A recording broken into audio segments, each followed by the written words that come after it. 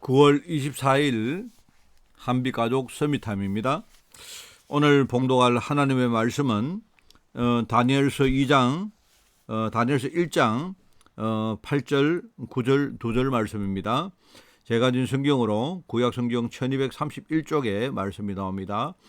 다니엘서 1장 8절에서 9절까지 말씀을 제가 봉독을 합니다.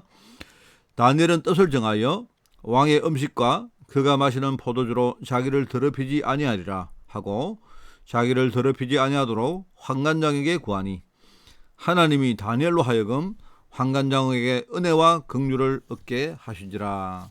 아멘. 오늘 제목입니다. 오늘 제목은 렘넌트의 미리 준비입니다.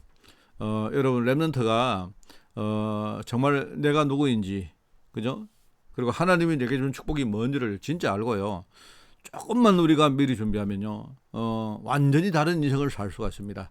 여러분, 이 작은 것인데, 이게, 우리 후대들이 공부하고 미래를 준비할 그때는요, 이게 굉장히 작은 것으로 보이지만, 사실은요, 우리 인생에 이 작은 것이 아주 결정적인 그런 차이를 준다는 사실을 우리가 알아야 됩니다. 그래서 이걸 진짜 알고, 렘넌트가 정말 미리 큰 것도 아닙니다. 그냥 늘 매일매일 삶 속에서 정말요, 너무나 이렇게 편안하게 이거 준비하면요, 우리 렘넌트 후대의 인생은요, 달라진다는 것을 우리가 알고, 여러분이 오늘 그런 기도를 정말 많이 하시기를 그래 부탁을 드립니다. 렘넌트의 미리 준비입니다. 제가 서론을 읽습니다. 우리는 보좌를 움직이는 기도의 시스템을 준비해야 됩니다. 예, 그렇습니다. 기도를 할 수 있다면, 그죠? 기도를 정말 할 수가 있다면, 그리고 만약에 우리 렘넌트 후대가요, 기도를 그냥 하는 게 아니고 내 매일 삶 속에 기도의 흐름을 내가 이어갈 수 있다면, 그건 굉장한 것입니다. 그거는요. 그걸 우리가 단순히 기도라고 말하지 않고, 그죠? 기도 시스템이라고 그렇게 말하는 겁니다. 우리가 기도의 시스템을 만들면 그때 보호자가 막 움직이거든요. 렘넌트 때 이걸 우리가 만들면요, 그 렘넌트는 반드시 성공합니다. 그러면 우리 후대들, 렘넌트 후대가 어떻게 하느냐 할 때 뭘 크게 할 필요가 없습니다. 왜냐하면 공부도 해야 되고 지금 어릴 때 많은 걸 준비해야 되기 때문에 실제로요, 그 많은 것을 투자할 필요도 없습니다. 그냥 내가 처해진 어떤 환경 속에 내가 하나님께 집중하는 방법이 뭘까? 내가 하나님께 집중하는 방법이 뭘까? 왜냐하면 내가 하나님께 집중을 하지 못한다면 결과적으로 뭡니까? 세상 문화에 끌려가거나 사단의 노림수에 빠지거나, 그죠? 내가 중요한 언약을 내가 속아버릴 수 있기 때문에, 내가 하나님께 집중하는 방법이 뭘까? 공부하면서 내가 중요한 일을 하면서 이게 뭔가, 이걸 우리 생각하면 됩니다. 이걸 생각하면서 그거를 만약에 지금부터 조금만 노력해서 찾기만 하면요, 그러면 달라진단 말입니다. 이런 과정을 통해서 사실은요, 영적 작품들이 만들어지기 때문입니다. 처음에는 힘들 수 있죠. 처음에는 체질이 안 되기 때문에 힘들 수 있는데, 그냥 내가 하루에 내가 나를 살리고 내가 정말로 행복하고 나에게 굉장히 힐링이 되어지는 시간을 내가 가진다. 그 시간에 내가 좀 힘을 얻는다. 그 시간에 내가 내 자신을 돌아본다. 그 시간에 하나님과 중요한 소통을 하면서 내가 뭔가 하나님의 음성을 들어본다. 이런 것들만 하면 됩니다. 그러면 학업이, 또 내가 만나는 사람들이, 또 내 렘넌트 후대 때의 여러 가지 내 상황들이, 이게 나중에 뭡니까? 연결되어서 이게 나중에 이제 직업을 통해서, 그죠? 나중에 내 직분을 통해서 내가 가는 현장을 통해서 내게 연결되어지면, 그러면 다 합니다. 우리가 흔히 말하는 오직이 뭐가? 하나님께 집중하는 게 오직 아닙니까? 그냥 내가 하나님께만 집중하는 게 그게 오직이고, 하나님이 지금요, 불신자와 다른 축복을 내게 줬는데, 내가요, 그걸 내가 누리는 것을 가지고 우리가 유일성이라고 말합니다. 그러면 당연히 뭡니까? 내 현장에 변화가 일어나고, 여러분, 내 현장 정도가 아니고요, 이미 내 안에서부터 변화가 일어납니다.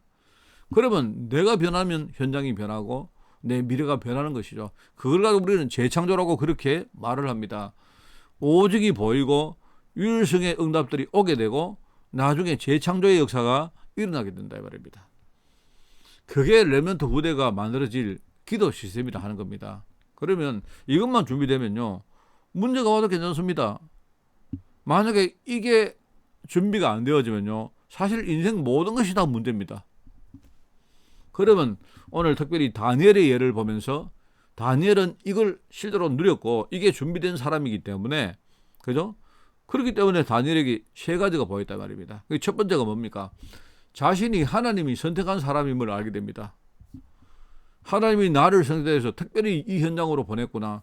다니엘이 간 현장은 뭐냐? 포로된 현장입니다. 그죠? 말하자면 어른들이 앞에 선대가 언약을 놓치고 우상 숭배했기 때문에 하나님이 이스라엘을 지금 완전히 뭐랄까요? 완전히 하나님이 처음부터 다시 하나님이 뒤집고 새로 하나님이 지금요 역사를 시작하는 겁니다. 그런데 그 역사는 방법이 뭐냐? 하나님이요 다니엘 같은 이런 렘넌트 후대를요 그 자리에 보낸 겁니다. 이걸 알았기 때문에 자신은요 뜻을 정한 겁니다. 내가 왜 여기 왔느냐? 왜 하나님이 나를 여기 왜 보내셨느냐? 왜 그렇습니까? 알지 않습니까? 언약 놓치고 우상숭배하다 그랬다니까요. 그래서 다니엘은 뭐냐니까, 나는 여기에 내가 포로로 걸려왔지만 나는 여기서 하나님 언약을 정말 붙들고 나는 절대로 우상숭배하지 않고 우상 제물까지도 나는 먹지 않겠다. 뜻을 정한 겁니다. 그러면 응답은 올 수밖에 없다 이 말입니다. 다니엘에게는 또 특별한 환경이 있었는데 뭐냐니까, 혼자가 아니고 이런 것들을 공유하고 있는 친구들이 있습니다. 이런 사람들이 그 응답을 함께 받았던 겁니다. 자, 그렇다면 두 번째는 뭡니까? 위기가 왔는데 두려워할 필요가 없죠. 뭐예요? 결과를 알고 있기 때문에. 결과를 아는 사람은요 중간 과정에 절대로 흔들리지 않습니다. 그렇거든요. 성전이 무너지고 왕까지 포로가 되고 심지어요 뭡니까? 하나님이 이 다니엘을요 그 바벨론 포로로 보낸 겁니다. 이런 문제가 왔는데도 다니엘은요 결론을 알고 있기 때문에 두려워하지 않고, 두려워하고 가만히 있는 게 아니고 뭡니까? 과거와 현재와 미래 쭉 보는 겁니다. 하나님이 이런 이유 때문에 그렇게 하셨구나. 그렇다면 하나님은 지금 나에게 원하는 게 이런 거구나. 그러면 당연히 미래에 하나님이 이렇게 하시겠구나. 이게 오는 거죠. 그러면 우리에게 응답이 보이고 응답이 실제로 오기 전에 벌써 답부터 우리가 붙잡혀지고, 그러면 모든 것이 뭡니까? 우리가 정해진 수순이기 때문에 모든 것이 뭡니까? 그 정해진 수순으로 가는 문이 되고 기회가 되는 겁니다. 이거 아는 사람은요 흔들릴 필요가 없고 두려워하지 않죠. 세 번째는 뭐냐니까, 어느 날 기회가 오는데 실제로 이 기회가 잘 안 보입니다. 왜냐니까 기회가 숨어 있습니다. 숨어 있죠. 그리고 숨어 있는데 제가 이야기했던 선비가 기회를 영어로 뭐라 한다 했습니까? opportunity란 말은요 저 반대편에 있는 걸 말하는 겁니다. 문제가 왔는데 반대를 보니까 보이는 거죠. 기회가 보이는 거죠. 그런데 문제는요 반대를 볼 수 없으면 이게 전부 다 뭐냐니까, 기회란 것이 전부 다 어려움 속에 딱 숨어 있기 때문에 너무너무 힘들게 느끼는 겁니다. 그렇지 않습니다. 느부갓네살 왕이 우상을 만들어 놓고 거기 절해라. 굉장히 힘든 일 아닙니까? 사실은요 이게 아주 큰일 났고 이게 어려움 같이 보였지만 사실은 그게 기회입니다. 다니엘은 처음에 자기가 품은 뜻대로 절대로 자기는 우상에게 절하지 않겠다. 이 사람은 뜻을 정한 겁니다. 그러니까 그렇게 했는데 단순히 자기 뜻대로 자기가 뜻을 정한 대로 그렇게 행동을 했는데, 그런데 알고 보니까 그 행동을 통해서 뭡니까? 자기를 없애고 중상모략하려고 했던 그 오히려요 자기의 대적들을 전부 다 뭡니까? 제거시키고 오히려 자기가요 그 왕에게 인정받는 그 기회가 되는 겁니다. 다 그렇습니다. 사드락, 메삭, 아벳느고 똑같이 말입니다. 풀무불에 빠뜨려 죽으려고 하는 대적을 그런 식으로요 물리쳤고, 나중에 에스더 같은 경우에도 하만이 이스라엘 백성들을 완전히 제거하려고 그렇게 했는데요 오히려 똑같은 과정을 통해 가지고 뭡니까? 오히려 하만을 물리치고 오히려 왕에게 인정을 받고 그 현장에 큰 뭡니까? 전도의 문을 여는 이런 일을 한 겁니다. 여러분 문제가 왔다. 근데 우리가 문제가 왔다면요, 문제 뒤에 있는 것을 볼 수만 있다면, 그러면 그 문제 뒤에 더 좋은 것이 숨어 있습니다. 만약에 우리가요, 문제가 왔는데 문제 빠지지 않으면 돼요. 시험거리가 왔는데 시험에 우리가 들지 않으면 됩니다. 제가 전에 우리 주기도문 여러분 해설할 때 뭐라 했습니까? 시험이 오거든요. 여러분 차별을 안 합니까? 어떤 사람은 시험에 빠지고 어떤 사람은 시험에 안 빠진단 말입니다. 똑같은 일이 왔는데도 빠지지 않으면 됩니다. 그러면 빠지지 않으면 그 시험거리 뒤에 어떤 축복이 있는가, 그 축복이 보이게 되는 겁니다. 여러분, 하나님의 특별한 계획은요, 우리를 살리고 우리를 통해서 다른 사람을 살리는 것이기 때문에, 근데 문제는요, 이게 여러 가지 세상의 핍박이나 어려움 속에 감춰져 있습니다. 이걸 우리가 평상시에 늘 생각하고, 그죠? 그 흐름을 따라가다 보면 어느 날 그 시간표가 왔을 때 우리는 별로 어렵지 않게 그걸 찾을 수가 있는 거죠. 그걸 가지고 렘넌트들을 미리 준비할 거다, 그렇게 말합니다. 자, 여러분, 우리가 모든 사건을 볼 때마다 언약의 관점으로 보는 눈이 있어야 됩니다. 그죠?